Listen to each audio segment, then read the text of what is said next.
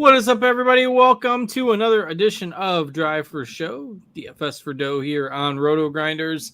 Happy to be with you talking golf for another week, and we've got a more normal week on the golf schedule after last week's crazy team event there at the Zurich Classic. So we'll break down this week's event for you, and we'll do a quick recap of last week as well. As usual, I am Justin Van Zuiden. I've got my usual co-host, Derek Farnsworth, alongside. Noto, what's going on today? Not much. How you doing? We don't have a team event this week. We have a cut, so things are looking up. Yeah, a little bit more back to normal. The Mexico Open at Vidanta. The tournament this week, of course, with the team event last week, we saw minus 30 as a winning score, but both Nick Hardy and Davis Riley teaming up to get their first PGA Tour wins. And those are the kind of stories that are neat with that event. You get guys that maybe, have never won or don't get that opportunity. And then you get a couple of them that team up together and hold off the challengers at 30 under par. We talked about the Canadian team on the show last week. Adam Hadwin, Nick Taylor, they finished second. Wyndham Clark, Bo Hostler, we talked about as wild card kind of upside plays.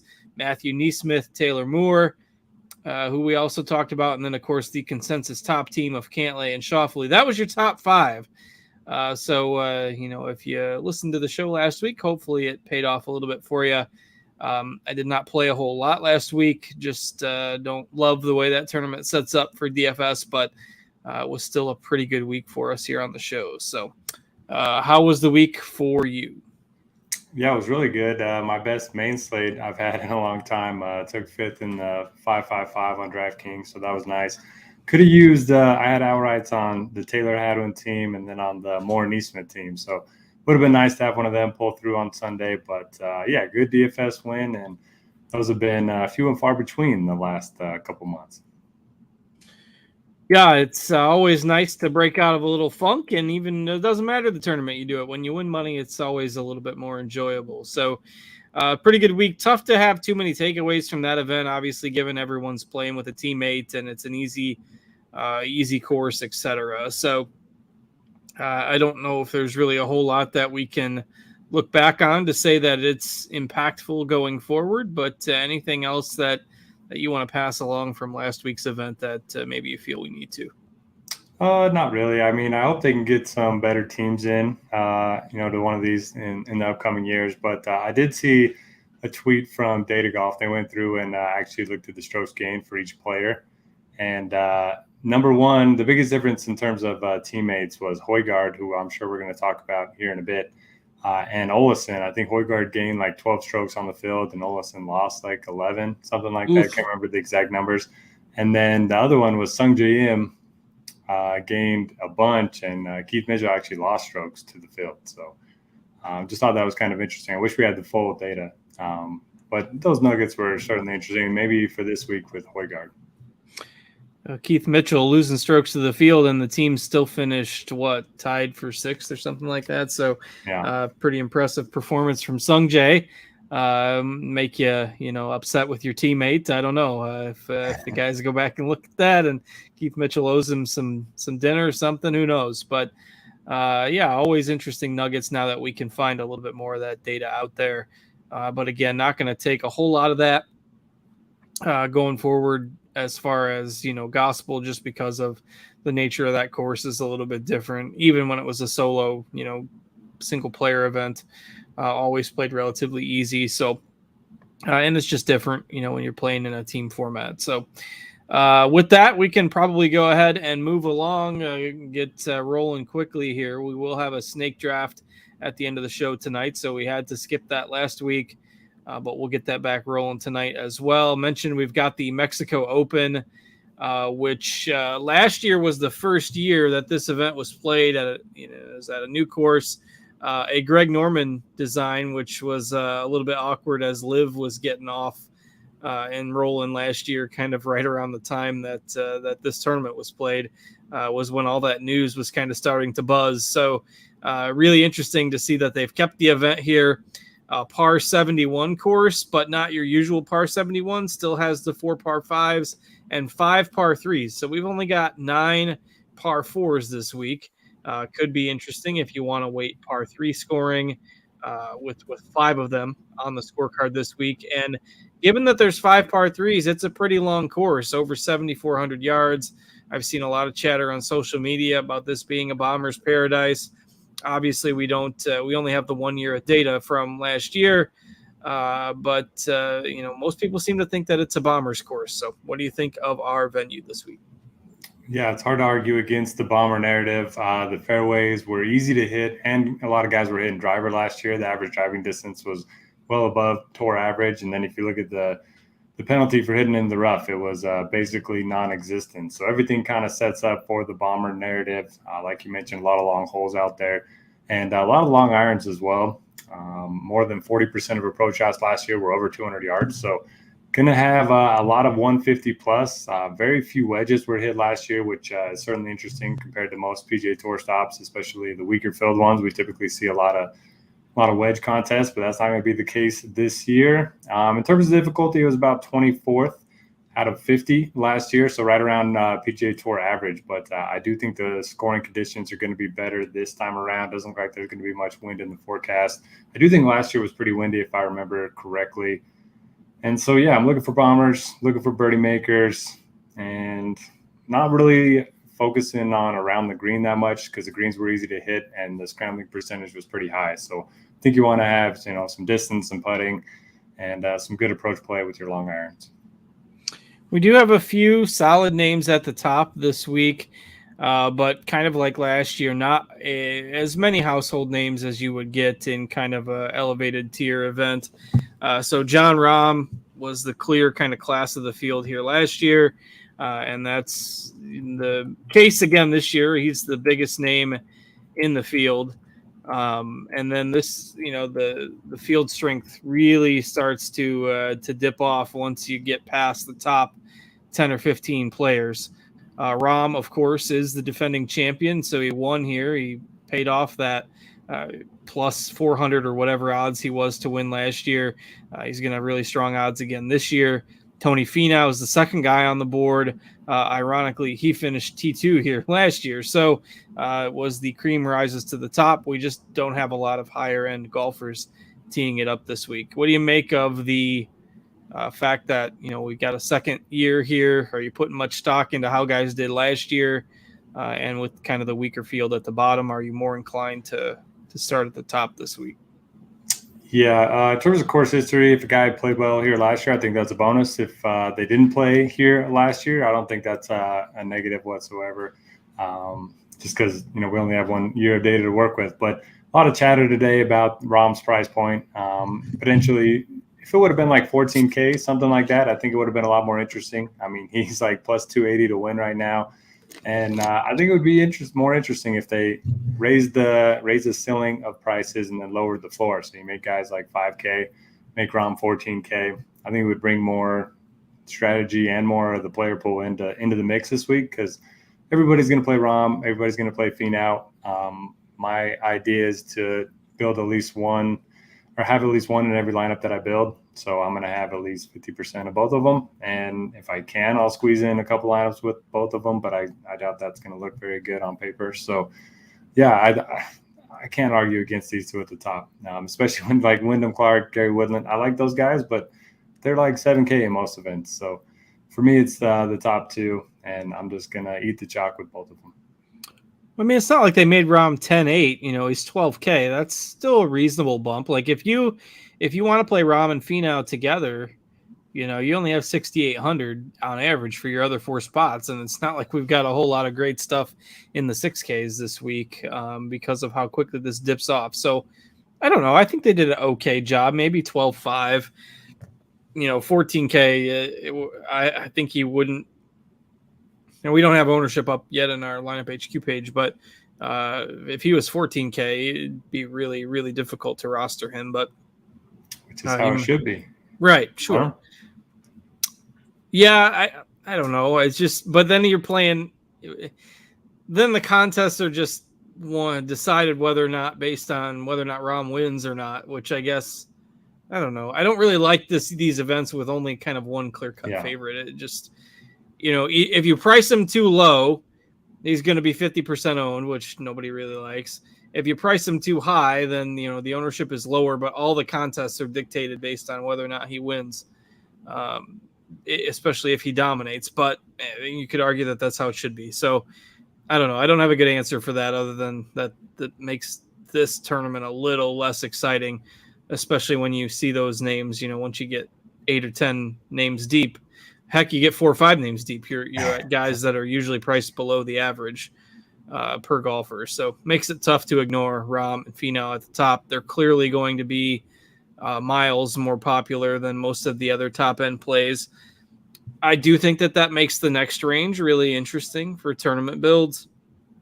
You got Wyndham Clark coming off of strong week at the team event, and he can hit it out there a ways. So of course that theoretically sets up well for him. Woodland can be a long hitter. He's shown up a little bit more of late. You mentioned Højgaard in terms of his performance last week. You got McNeely, Rogers. I mean, these are guys that we're not used to them being 9K plus, but they could have some appeal based on the way they're playing right now. So if you're not going Rahm or Finau, where are you starting in the 9s? Yeah, I do like Højgaard quite a bit. So I was looking through his stats today, and he actually, right around tour average in terms of strokes gained off the tee. But when you look at just the distance, he's right up there, 12th this year. And if you just look at the percentage of rounds gained distance-wise, he's first in this field both over the last 3 months and over the last 12 months. So basically, he bombs it out there, and he gets in trouble when he's not hitting fairways, and that's just not a big issue here. So he's going to be one of my favorite plays. I do think he's going to be popular. I've already seen him on everybody's betting card, and that typically translates well to ownership. I don't mind Wyndham Clark, like you mentioned. He's been playing great bomber. He can putt too. So those would be my 2 favorites in the 9Ks. But I don't get why McNeely's expensive. He hasn't had a top 30 in 3 months. I mean, I know he's a big name, but that feels like an overpriced to me. Yeah. Pendrith kind of the same. Maybe, I mean, they're both good fits on paper, I guess, but they both just been in such bad form. So I'd rather have Højgaard. I'd rather have Clark. And then I like Patrick Rogers a little bit, a couple top 20s in a row, a guy that has played here last year, top 10. And much like these other guys, he's long off the tee and he's a good putter. So I think that's a good combo this week. Yeah, as long as the approach play stays reasonably good. I like the Clark and Rogers types this week. We're kind of on the same page with how to handle that 9K range. I'm out on Pendrith, Benyon, McNeely. Again, you can't play everybody, especially if you want to get a lot of exposure to Rahm and Finau at the top. So easy to X off some of these guys, like Clark coming off of last week, like Rogers. Just in general, these are the types of events, weaker fields, where he tends to thrive, and played well last year, as you mentioned, and playing better now. So, all right. Now it is where it really drops off. I don't remember the last time I've seen Bull Hostler at 8,800. He always seems to be random chalk at times. Don't think that's probably going to happen this week. But now we're at guys already here in the 8Ks that sometimes are priced, in the 68, 7,000, 7,200 range. And it just, again, it's so unique with Rahm and Finau being the clear top 2. And then the fact that they're not priced through the roof, that's where so much ownership is going to go. And, we're not trying to race through this by any means. It's just the nature of this field. So what the heck do we do with all of these 8K guys that are usually $2,000 less? Yeah, it's kind of weird. So I was looking at my rankings today, and the guys that are ranked between 5th and 30th in my model have a difference in percentage points of 10, which you usually see a much bigger discrepancy. There's Rahm, there's Finau, then there's a big drop off, and then there's Clark and Rogers, and then there's pretty much 20 guys all right next to each other in terms of their rating. So yeah, I don't know. I mean, the guys that I like the most, I think Alex Smalley sets up well. He hasn't been in the best of form, but the ball striking is a lot better than the results, and he was 6th tier last year. I like Steven Yeager. It's been a while since we've talked him up. I mean, we bring him up every episode of the show, but that's usually because of the chat. So I think it's a good week for him. He was T15 here last year. He's long off the tee. He's good with his irons, good with the long irons, and then yeah, I think he just sets up well for the course. But everyone else, I mean, I'm okay with Aaron Rai, S.H. Kim, maybe. Who are your favorites in the range? Yeah, if you look at kind of, I've got 36 round data pulled up. A couple of those guys you mentioned, Smalley 12th in ball striking, 10th tee to green over the last 36 rounds. Jaeger 18th in ball striking, 8th tee to green in this field. Ben Martin is the other guy up here. He's 5th in approach, 17th in tee to green over the last 36 rounds. So those are the guys in the 8K range that grade out well from the tee to green metrics. The short game has been the one thing kind of letting Smalley down a little bit. If that kind of gets back, regresses to the mean a little bit, it could be good news for his results. But if you look at all the strokes gained categories, the guy in this range that is actually the best in total strokes gained is Jaeger in that range. So maybe the Jaeger love is justified. Dude's going to be like a first round pick in the snake draft tonight. As I don't know where he is there, about one of the 13th, 15th most expensive, something like that. The other guy that looks okay statistically is Robbie Shelton. He's always very inconsistent. He was 15th at the Texas Open a few weeks back. Had a couple missed cuts before that, but one was at the Players. We can forgive him for that. He was 39th at the Arnold Palmer, 21st at the Honda, 20th at Pebble Beach, 6th at the American Express, 10th at the RSM last fall to close out the fall swing. So he's been playing okay. A guy that's, a little inconsistent as well, but his ball striking numbers are even a little bit better than Jaeger's over that kind of 5-6 month time span. So yeah, I like those guys that you threw out there. S.H. Kim, always a bit of a wild card, but I'll throw Robbie Shelton in the mix at 8K also. Yeah, I don't mind that call one bit. He's pretty long off the tee. Yeah. He's pretty average, actually, but very good iron player. Long irons are good, too, so I like that pick. As long as he can keep it in play, should be fine. His around the green game numbers are fairly good as well. So if he can keep it in play off the tee, I like him at 8,000. But, you kind of hinted that there's not a whole lot separating kind of this entire range. Some of these guys that are priced at 76, 78, 7,900, you really wouldn't bat an eye if they were priced similarly to the guys that are in the 8Ks. Just not a whole lot of differentiation here. So, and particularly if you are starting at the top, your lineup build is probably going to command maybe a few more of these 7K players as opposed to the 8K guys. So since you obviously like Rahm Finau quite a bit, I mean, is the 8K range here, is this a spot where you're just probably not going to have a lot of exposure simply because of the way your lineup construction is going to work?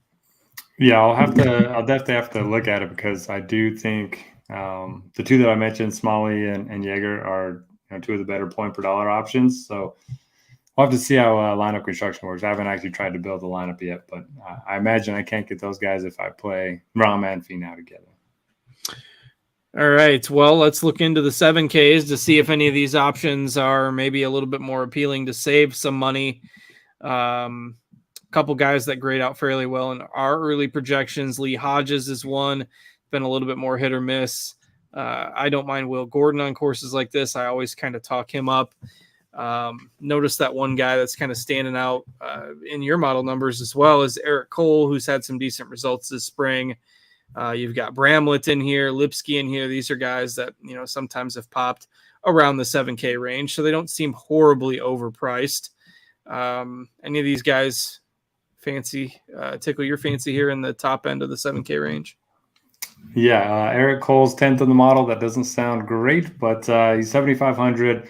He's been pretty decent in the spring, like you mentioned. And I heard that he went and played a mini tour event just because he couldn't have any starts due to the Masters and a couple of the other big field events. So he wasn't getting into. So he went and played the mini tour event and he won it. So he's coming off of a win, at 7,500. That's just so funny that he made $2 million or whatever at the Honda, and now he's playing mini tour events again. But I like him at 75. You mentioned Will Gordon. This feels like a perfect course for him. He's probably going to put up a 74 one day and then 63 the next day. That's just what he does. But if he could string together some rounds, I think he could go really low here. I like Bramlett a little bit too. Really good ball striker, underrated around the greens, and one of the worst putters in the field. So we'll see how that turns out. Slightly better Luke List at this point. And then that's not a high bar. And then Alonso Griffin, I can't figure out why he rates out so well. He's a good putter. He doesn't make a lot of bogeys. His stats are just average across the board, but did finish T15 here last year. I was looking at guys that play well on past Palam, and he's one of the best, right there with Nate Lashley, who, he always seems to do well in these. That's got to be like a 4-course sample size, though. So, yeah, you have like Corrales and Mayakoba and Puerto Rico, I think. It's all the ones that are right by the water that are usually alternate field events. Certainly doesn't hurt, though, if you're looking for some options in this range. I kind of mentioned my favorites there. I can get behind Griffin a little bit also. I see a lineup HQ tag on Michael Kim here. It's when you know that it's starts to get pretty rough when a 7,300 Michael Kim is in play. Hey, he's my new guy. I brought him up a few times the last couple months, and I did not even. So was he? He was with somebody last week, right? Yeah, I can't remember where they finished, but I think it was like top 15. I gotta find it. Oh, because I saw that he was. Sung Yul No, I think.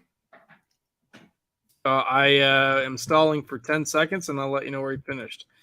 Let's see. He was on my main lineup. That helped me. So. T19. There you go. So, yeah, and he was like 6,400 that week or whatever. But he's added a lot of distance. So, in this field, he's 30th off the tee in distance. Good iron player. Doesn't make a lot of bogeys. Hasn't played here before, but I think he's pretty good at 7,300. I can't fault you for that because this is the point where it really just goes downhill. Eckroat grades out reasonably well.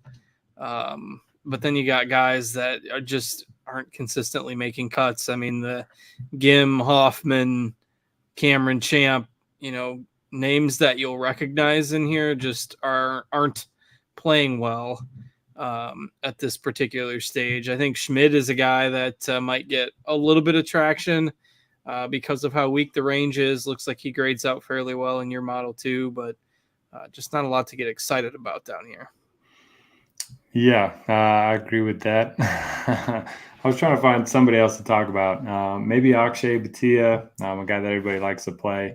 He's had his best results by far when the courses are resort courses right by the water. This technically isn't a coastal course because it's like a mile in from the shore, but should still be something that he likes. And after that, I don't have much for you in the 7Ks. Our RotoGrinders projections really like Cameron Percy for some reason. Why is he popping so much? He's always been a good iron player. That has tailed off lately, though. I don't think I'm going there. He's at 6.9K. I mean, then you've got guys that they're just, nobody's overpriced once you get to this range, but find me somebody that you feel confident rostering. Maybe this is a Party Marty Laird course, but none of these guys are playing well at all. Your boy Kevin Roy down here at 6,500. But, I mean, what kind of trouble are we going to get in with the snake draft here tonight? Hey, Kevin Roy, top 5 iron player in the field. If you just look at the last 12 months, it's kind of crazy. The guy that actually either. He's really bad. Yeah, him and Bramlett, put him on the same team. Guy that rates out as the best, like plus minus for me, is Alejandro Tosti, and I have no idea who that is. 4 straight top 25s on, I'm guessing, the Korn Ferry Tour. Well, when our boldest recommendation of a guy we like is a guy we don't even know, just based on the model numbers, that's when you know it gets pretty weak. It's the new Scott Gucheski or whatever. Poor guy. He's just disappeared. Korn Ferry Tour, 25th, 7th, 10th, 22nd. And it's looks like 4 of the last 5 weeks, so they're all fairly recent. Sold 6,500. He's your value play of the week. I know nothing about him either. But yeah, that's just how poor this gets at the bottom. And this only took us about 23 minutes to get through. So again, I knew that was probably going to happen tonight based on the field, but it's not like we're attempting to rush. What about Carson Young has popped a little bit lately? Third in Puerto Rico, similar type of course, 19th at the RBC, 4 sub-70 rounds, 6,600. There you go. Yeah, I don't mind that. Ben Taylor used to be good. Is Luke Donald in the field? Did you see John Daly and David Duval last week? Yes, I did. Shot what was it, 84 or something on alternate shot? Alternate shot 83. On the best ball, they still only shot three over. But so alternate shot, they shot 83. They did make a birdie. So let's see, they made a birdie on 10. On fairway missed, and then Daly somehow had to approach to 6 feet, and they made a birdie. So that was 1 birdie and 4 bogeys and 4 doubles in the easiest course on the PGA Tour. But they were 12 shots worse than any other pairing.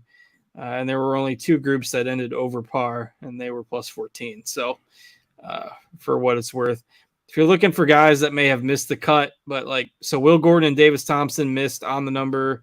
Batia missed on the number. Robbie Shelton, Lee Hodges missed on the number. Eric Cole missed on the number as well with Sam Saunders. So a lot of these guys we've talked about as potential values this week. You don't have to worry too much about the miscut last week. They just missed it on the number. So nothing that's super alarming, at least as far as performance. And we're not playing John Daly and David Duval this week. So, all right. Anything else we need to go through on these golfers before we turn into draft mode? I don't think so. I think we might have to do the 6-man this week. I think so. I think that's going to have to be a 6-man. Otherwise, it's going to get really ugly. And I have a feeling it might take a little bit more time to fill than normal if we try to do a 12. Let's see what's out there. But before we do that, if you're listening just on the podcast feed, a little bit of a shorter one for you this week with the field just not having a whole lot of rosterable options. You're going to see concentrated ownership this week. So, maybe go a little bit lighter. We'll have another elevated event here soon that gives us a little bit more to talk about. But as always, appreciate you listening. Thanks for checking us out. And we'll be back here next week. So we shall bid you adieu if you are listening only and you don't want to stay tuned for the snake draft, because we will move to that now. So, all right, let's see. Just in case there's the $5 12-man is only 1 out of 12. So let's go with the 6-man. Okay. $5 6-man, which I was entry number 2. And presume that you're in the 3rd one in there. So if you are a part of our snake draft crew, we only need 6 of you this week, and we are at 3 of 6. Do not join the 12-man that we usually do, because it was at 1 out of 12 and probably would not have filled very easily this week.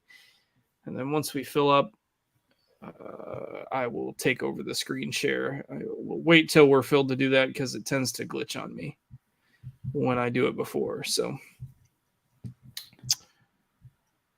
hey, maybe we won't have any takers and we can just can't even do a 6. Can't even get people to fill a 6-man. That's tough. That's when you know it's a bad tournament. You can't even do a 6-man snake draft. Come on, we can get 6. We got 4.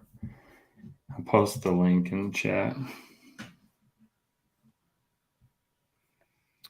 Meandering the live baseball scores as we wait for this to fill. Looks like the Rays are on their way to 20-3.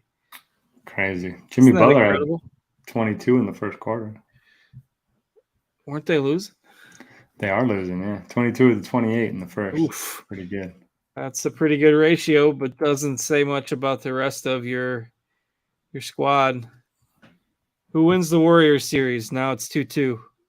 Fox is not going to play tomorrow. I had not seen that yet. Oh, well, they're fractured his finger. They don't play again until Wednesday. Yeah, he's doubtful anyway. So yeah, that's yeah, we'll see what happens there. All right, where are we at? We still at 4-6. Ring the bell. Two more people. Light the beam. There. We'll be the kings. And light the beam. We'll give it about 2 or 3 minutes before we punt on it for this week. Nobody even wants to join the snake draft. This tournament's just kind of depressing. It's nice that there's a cut and stuff, but I don't know. I can't really put my finger on why. It's just because we have weak field events all the time.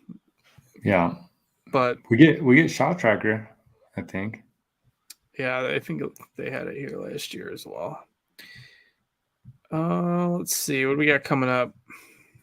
Wells Fargo next week. That's back at Quail Hollow. Tough course, especially after the renovations they've done the last few years to get it kind of prepped as a major championship course. So Quail Hollow, tough spot next week. I imagine that's one of the elevated events, so we should see a strong field. Byron Nelson the week after that, followed by the Charles Schwab, the PGA Championship, obviously, and then the Charles Schwab Challenge to close out the month. Still stuck at 4-6. The people are on strike this week, which that's fine. Let's get out of here. We're punting the snake draft this week. People are they just feel so bad for me that I can't ever cash. That I should just leave it there and let it fill an auto draft because that's the one time I did cash. But all right, well, it's gonna make a shorter night for producer Steve. He's only got to work for 30 minutes here for us instead of an hour. So we'll expect a bottle of wine or something in the package from producer Steve at some point. But yeah, it should be a much stronger field, much more exciting tournament next week. We'll get the snake draft back in action, and we'll have a little more excitement, a little more to talk about next week. But anything else from you, Noto, before we put a wrap on it? Rest up, Tiger. Next Masters, we'll see you. Oh man, he just keeps on. I mean, keeps on getting the operations and trying to make his way back. Like at some point, right? You just throw in the towel, don't you? No. Tiger, not Tiger. He's gonna be out there, with just repaired everything, but pretty remarkable that he can still make cuts. Yeah, cats have 9 lives. He's at least got 1 or 2 left. He's on about 18, I think, by now. But we shall see how his recovery goes from yet another surgery. But we'll go ahead and get out of here. Thanks to Noto for joining me. Thanks to Steve for producing behind the scenes as well. I'm Justin. Have a good week, everybody, and we will catch you back here next week.